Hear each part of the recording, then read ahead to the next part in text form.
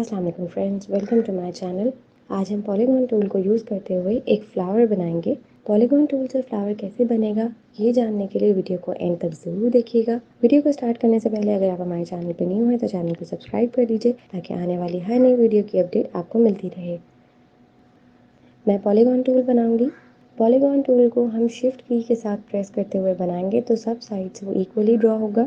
Effects में जाऊंगी, distort and transform, pucker and bloat. इसके मैं साइज़ को बढ़ा दूंगी। Preview, okay.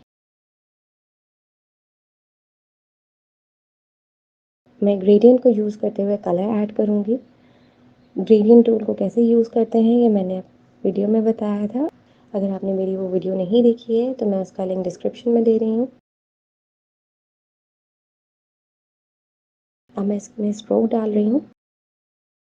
मैं स्ट्रोक का साइज़ 3 रखूँगी। अगर आपको वीडियो पसंद आई हो तो वीडियो को लाइक कर दीजिएगा। अपना बहुत ख्याल रखिएगा। अल्लाह हाफ़िज़।